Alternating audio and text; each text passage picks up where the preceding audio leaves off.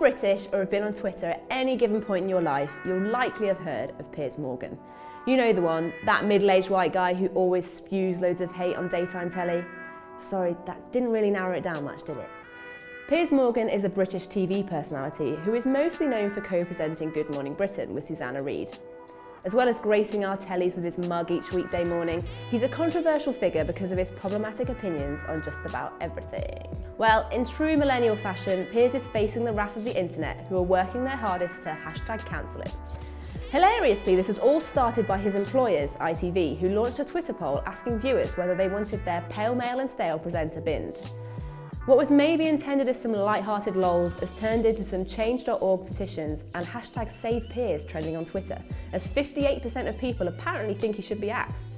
Unsure where you stand on the matter? Fear not. Here are some of the questionable things Piers Morgan has fired out of his dirty mouth over the years to help you decide. Not that we're biased or anything. First of all, he refuses to acknowledge, let alone accept, non-binary identities. On Good Morning Britain, Piers asked two non-binary individuals whether their choosing to not conform with traditional gender roles meant that he could identify as a black woman. No, Piers, no it does not. First of all, stop belittling people who have different experiences to you, and you can also stop erasing people's identities just because it doesn't fit in with your privileged agenda. However, his take on gender is hardly surprising for someone who is continually praising Donald Trump. I'd be brilliant. I'd have a very special relationship with the President of the United States. Oh, yeah, so we'd get a trade deal. We would sort... You're never going to go down that well in Britain if you do that. Unsurprisingly, Piers has been brown-nosing America's presidential what's-it since day dot. And to make it even worse, they're apparently actual mates. I don't like to think of them as friends. What do? Sit around and plot world domination like Pinky and the Brain?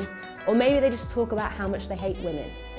Piers Morgan is also well known for his constant tirade of hate for women's bodies, especially women who like themselves. How dare they? Kim K has regularly fallen subject to this hate, and it seems he really doesn't like her banging body and perky tits. While Susanna Reid said it was refreshing that Kim was unashamed to show the cellulite she and every other woman on the planet has, Piers not so chill.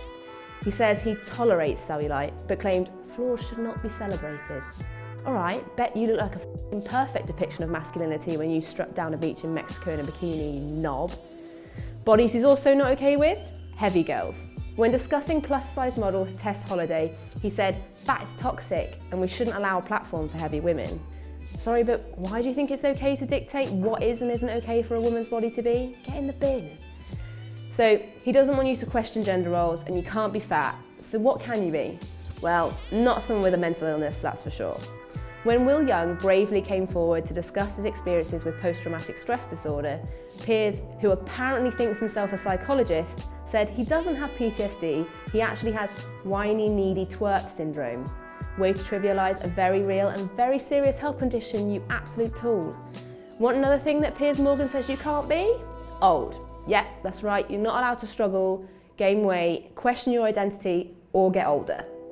Beginning to think that his and Trump's world domination sessions revolve around ending human existence as a whole and having an AI-ran iRobot-esque population instead. As Madonna was continuing to do her thing, Piers decided to have a go at her choice of fashion, calling her grotesque and embarrassing. He said he found her choice to wear fishnets toe curling. Careful where you tread there, hun. Some people might take toe curling to mean something very different. So we're getting pretty limited on things he is actually okay with at this point, which is ironic considering he constantly berates young liberals for being sensitive snowflakes.